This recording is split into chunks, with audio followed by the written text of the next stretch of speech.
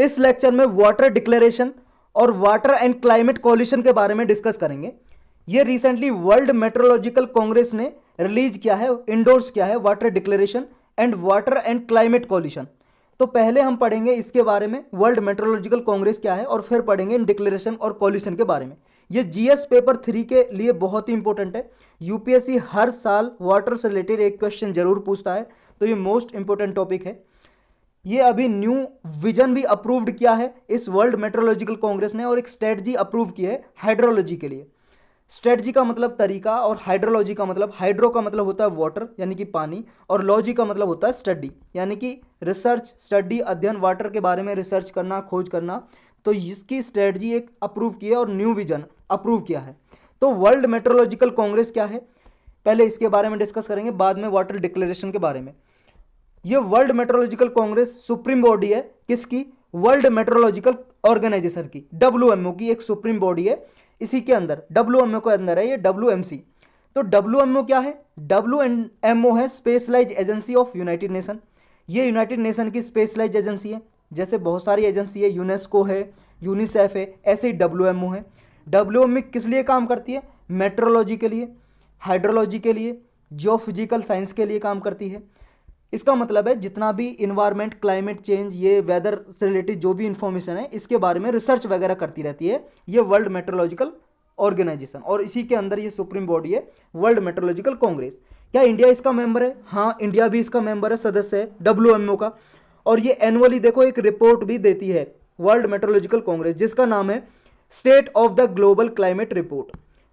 तो ये कंसर्न क्या जताई है इस रिपोर्ट में, इस रिपोर्ट में परेशानी ये है, इसने कहा है कि ओनली 40% ऑफ द कंट्रीज, पूरे वर्ल्ड में जितने भी देश हैं केवल 40% ही operational early flood and drought warning system का यूज करते हैं। अर्ली फ्लड का मतलब होता है बाढ़, और ड्रॉट का मतलब सूखा, जहां पे पानी नहीं होता, बारिश नहीं होती, और फ्लड जहां पे बहुत ज़्यादा पानी होता है, बाढ़ आ जाती है, पानी भर जाता है। तो ये अर्ली वार्निंग सिस्टम लगाए जाते हैं ताकि बाढ़ आने से पहले ये पता लग जाए कि बाढ़ आने वाली है, और लोगों को वहाँ जानकारी दें, सूचना दे दें, ताकि लोग वहाँ से चले जाएं। अगर कहीं पे ड्रॉट होने वाला है कंडीशन, तो उसके भी अर्ली वार्निंग यानी कि चेतावनी दे दी जाती है, वार्निंग दे दी जाती है। तो ये केवल सिस्टम 40% कंट्रीज नहीं अपने देश में लगा रखे हैं, यानी कि सम 60% ऑफ डब्ल्यूएमओ मेंबर, जितने भी डब्ल्यूएमओ के सदस्य हैं कंट्री, 60% उनमें से उनके पास कोई भी हाइड्रोलॉजिकल मॉनिटरिंग कैपेबिलिटी नहीं है। 3 बिलियन पीपल से ज़्यादा लोग, उनके पास कोई भी क्वालिटी नहीं है कि वो वाटर रिलेटेड डेटा को कैसे मैनेजमेंट करें, कोई भी ऐसा सिस्टम नहीं है। लगभग हाफ के लगभग पॉपुलेशन, जितने भी हमारे वर्ल्ड में जितनी पॉपुलेशन है, आधी पॉपुलेशन रिस्क पे है, जोखिम में है, इन्फॉर्मेशन की कमी की वजह से। देखो जब इन्फॉर्मेशन नहीं होगी, सूचना नहीं मिलेगी, उन्हें क्या पता कि रिवर का पानी बढ़ रहा है, भाई साहब बाढ़ आ सकती है, यहाँ पे झील का, लेक का पानी बढ़ रहा है, बाढ़ आ सकती है। तो इनकी, जैसे यहाँ पे बहुत ज़्यादा बारिश आने वाली है, साइक्लोन आने वाला है, जब इसकी इन्फॉर्मेशन नहीं होगी, जब बारिश आ जाएगी, बाढ़ आ जाएगी, तो लोगों को भाई साहब नुकसान होगा, मृत्यु हो जाएगी बहुत सारे लोगों की। लगभग देखो 107 कंट्रीज हैं जिनके पास ऐसा कोई भी सस्टेनेबली मैनेज्ड वाटर रिसोर्सेज नहीं है। तो वाटर डिक्लेरेशन क्या है, ये घोषणा पत्र है वाटर से रिलेटेड, वाटर डिक्लेरेशन। 2030 तक अर्ली वार्निंग सिस्टम हर एक पीपल के लिए, हर एक जगह प्लानिट पे उपलब्ध होने चाहिए, ड्रॉट के लिए और फ्लड के लिए, यानी कि अर्लिंग वार्निंग सिस्टम हो, इसमें ये रखा है वाटर डिक्लेरेशन में, बाढ़ के लिए भी और सूखा के लिए भी। जो पॉलिसीज होती हैं वाटर और क्लाइमेट एक्शन के लिए, हर एक कंट्री में जो पॉलिसीज बनाते हैं, ये मैक्सिमम बेनिफिट करें लोगों का, ऐसी पॉलिसी होनी चाहिए, ज़्यादा फायदा हो लोगों को। जो भी सदस्य देश हैं वो पार्टनरशिप करें, जो भी वर्ल्ड मेट्रोलॉजिकल कांग्रेस के या डब्ल्यूएमओ के जो मेंबर हैं वर्ल्ड मेट्रोलॉजिकल ऑर्गेनाइजेशन के, वो पार्टनरशिप करें आपस में, ताकि कैपेसिटी डेवलपमेंट की जा सके, यानी कि लोगों को ये जानकारी हो कि बाढ़ आएगी तो कैसे बचा जाएगा, सूखा आएगी तो कैसे बचा जाएगा। कैपेसिटी बिल्डिंग करो, कैपेसिटी डेवलपमेंट करो वहाँ के लोगों में भी और अफसरों में भी जो काम करते हैं अर्ली वार्निंग सिस्टम के लिए। नॉलेज एक्सचेंज करो, इन्फॉर्मेशन शेयरिंग करो आपस में एक दूसरी कंट्री। फिर है water and climate coalition. Coalition का मतलब होता है गठबंधन, क्लाइमेट आप जानते हो और वाटर भी जानते हो। कोलिशन ये बनाई है ताकि इन्फॉर्मेशन, हाइड्रोलॉजिकल इन्फॉर्मेशन, क्रायोस्फेयर के बारे में, हाइड्रोलॉजिकल मतलब पानी के बारे में, क्रायोस्फेयर मतलब बर्फ जमी होती है वो एरिया को बोलते हैं क्रायोस्फेयर, मेट्रोलॉजिकल एटमॉस्फेयर के बारे में और क्लाइमेट इन्फॉर्मेशन यानी कि जलवायु के बारे में जो भी सूचना है आपस में कंट्री शेयर करें, तो एक कॉलिशन है।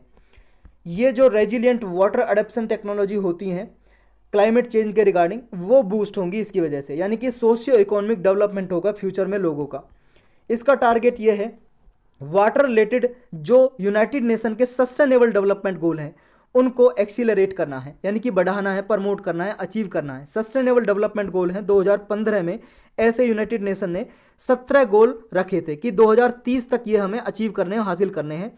17 गोल हैं और 17 गोल के ही पार्ट हैं, जैसे 1 गोल है, 2, 3 इनके ही पार्ट है, 1.1, 1.2, 2.1, 2.2 ऐसे करके पार्ट हैं। टोटल 169 टारगेट हैं। तो ये 17 गोल 169 टारगेट 2030 तक कंट्रीज को अचीव करने हैं, जो भी यूनाइटेड नेशन का कंट्री सदस्य है, मेंबर है। इनमें से 6 नंबर वाला गोल है SDG 6, ये है water and sanitation for all, मतलब पानी सबके लिए उपलब्ध हो और सैनिटेशन फैसिलिटी उपलब्ध हो, यानी कि टॉयलेट वगैरह, बाथरूम वगैरह ये सब उपलब्ध हो। इस गोल को अचीव करने में ये सहायता करेगी जो कॉलिशन है, वाटर एंड क्लाइमेट कॉलिशन। अब हाइड्रोलॉजी एक्शन प्लान भी इसमें बताया है। ये प्लान क्या है, इसमें कई सारे आते हैं, जैसे impact based early warning system, ये end to end early warning system, ये फोरकास्टिंग के लिए लगाया जाए हर एक कंट्री के लिए। फोरकास्टिंग मतलब भविष्यवाणी करना, पहले से ही मान लो फ्लड आने वाली है उसकी भविष्यवाणी करके लोगों को सूचना दें, ये end to end early warning system हो। फ्लड मैनेजमेंट स्ट्रेटजी के लिए सारे मेंबर इंप्लीमेंट करें इसे associated programme on flood management के द्वारा। नेक्स्ट इसमें क्या है कि जो वर्ल्ड मेट्रोलॉजिकल कांग्रेस है उसने अप्रूव्ड किया है एक न्यू सस्टेनेबिलिटी स्ट्रेटजी, यानी कि एक तरीका है सस्टेनेबिलिटी स्ट्रेटजी फ्यूचर डेवलपमेंट के लिए। ये फ्लैश फ्लड जो आती है उसकी गाइडलाइन सिस्टम है जो इनको इम्प्लीमेंट किया जाए, यानी कि जो अचानक से फ्लड आ जाती है, बाढ़ आ जाती है, इनके जो स्ट्रेटजी होती है इसके साथ मिलकर इसको इम्प्लीमेंट किया जाए। नेक्स्ट इसमें है एक्शन में हाइड्रोलॉजिकल एक्शन प्लान में water resource and quality assessment, जितने भी वाटर के रिसोर्सेज हैं उसकी क्वालिटी क्या है इसका असेसमेंट हो। एक इंटीग्रेटेड वाटर रिसोर्स मैनेजमेंट जो कंसेप्ट है इसके द्वारा वाटर यूज का और जो फ्लड प्रोडक्शन के लिए सपोर्ट किया जाता है, ये वाइडली एक्सेप्टेड ऐसे प्रिंसिपल हों ताकि वाटर की रिसोर्स और क्वालिटी का असेसमेंट यानी कि मूल्यांकन किया जाए। नेक्स्ट है रिड्यूस इम्पैक्ट ऑफ ड्रॉट।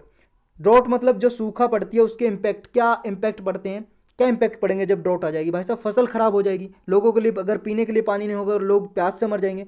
तो जो भी प्रभाव होते हैं उनको रिड्यूस किया जाए, जो भी इससे इफेक्ट पड़ता है, इम्पैक्ट पड़ता है, एडवर्स इम्पैक्ट ड्रॉट की वजह से रिड्यूस किया जाए। इसके लिए एक इंटीग्रेटेड ड्रॉट मैनेजमेंट सिस्टम होना चाहिए जो सारी कंट्री मिलकर इसको इम्प्लीमेंट करें, लागू करें, और जो इम्पैक्ट क्या होता है इसका असेसमेंट करें, ड्रॉट की मॉनिटरिंग करें, अर्ली वार्निंग, वनरेबिलिटी, इनका सब असेसमेंट करें, ड्रॉट को मिटिगेशन करें, मिटिगेशन मतलब कम करना, प्रिपेयर्डनेस पहले से ही तैयार रहें, रेस्पॉन्स मेजर रखें, अगर ड्रॉट आ भी जाए तो सही तरीके से उसको हैंडल करें। फूड सिक्योरिटी, देखो भाई साहब फ्लड और ड्रॉट से फूड सिक्योरिटी पे बहुत इफेक्ट पड़ता है, खाद्य सुरक्षा पे। अगर ड्रॉट हो गई, सूखा पड़ गई, तब भी फसल खराब हो जाएगी, फ्लड हो गई तब भी फसल यानी कि क्रॉप खराब हो जाएगी, दोनों तरीके से फूड तो उपलब्ध फिर होगा नहीं, यानी कि फूड इनसिक्योरिटी हो जाएगी। तो फूड सिक्योरिटी को इन्हेंस करना चाहिए इन्फॉर्म्ड एंड यूजर डिसीजन लेके, यानी कि रीजनल से लेके लोकल लेवल तक, सभी लेवल तक फूड सिक्योरिटी होनी चाहिए, खाद्य सुरक्षा होनी चाहिए।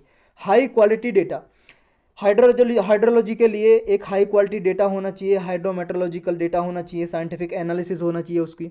ग्लोबल हाइड्रोमेट्री स्पोर्ट फैसिलिटी है हाइड्रो हब, उसके द्वारा इसको इम्प्लीमेंट किया जाना चाहिए। Research and application of operational hydrology, देखो ये हाइड्रोलॉजी के रिगार्डिंग रिसर्च करनी चाहिए अर्थ सिस्टम साइंस के बारे में अंडरस्टैंडिंग को इम्प्रूव करने के लिए। नेक्स्ट है रिलेटेड इंडियन इनिशिएटिव, इंडिया ने क्या इनिशिएटिव लिए हैं वाटर के लिए, वाटर मैनेजमेंट के लिए। देखो वाटर कंजर्वेशन के लिए मनरेगा स्कीम जो चलाई हुई है जिसमें कम से कम 100 दिन के लिए साल में लोगों को काम दिया जाता है, अनस्किल्ड वर्क। तो ये वाटर कंजर्वेशन के लिए भी काम कराया जाता है इन लोगों से। जैसे मान लो किसी गांव में तालाब है, पोखर है, तो उसको कंजर्व करने के लिए लोगों पे काम कराया जाता है, खुदाई की जाती है, बाउंड्री की जाती है। जल क्रांति अभियान चला हुआ है इंडिया ने, जल शक्ति अभियान चलाया हुआ है, एक national rural drinking water programme है, एक नीति आयोग की कंपोजिट वाटर मैनेजमेंट इंडेक्स है, ये इंडेक्स निकालता है कि किस स्टेट ने अच्छे से वाटर मैनेजमेंट के लिए काम किया है, तो उसको रैंकिंग देता है ये नीति आयोग। एक अटल भूजल योजना है, जल शक्ति मिनिस्ट्री, जल जीवन मिशन, कमांड एरिया डेवलपमेंट, इतने सारे प्रोग्राम चला रखे हैं इंडिया ने वाटर के मैनेजमेंट के लिए।